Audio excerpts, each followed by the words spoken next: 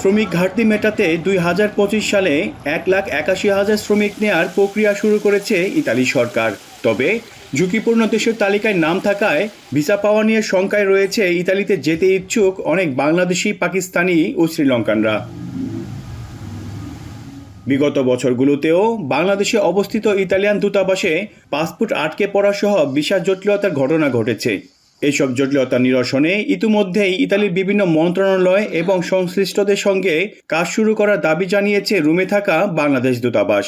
কঠোর যাচাই বাছাই করা হলেও সঠিক আবেদনকারীদের দ্রুত ভিসা নিশ্চিতের বিষয়ে আশার কথা জানালেন রাষ্ট্রদূত। তারা ইনভেস্টিগেশন করার পরে যাদের জেনুইন নুলাবস্থা পাবে তাদেরকে তারা ভিসা দিবে।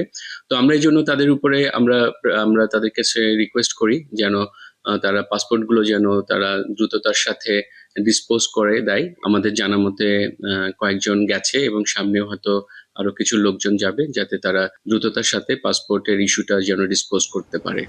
চলতি নভেম্বরের 1 থেকে 30 তারিখের মধ্যে যারা সঠিকভাবে আবেদনপত্র পূরণ করবেন তারাই 2025 সালের ফেব্রুয়ারিতে ক্লিকদের মাধ্যমে বিভিন্ন ক্যাটাগরিতে আবেদন করার সুযোগ পাবেন বলে আশা করা হচ্ছে।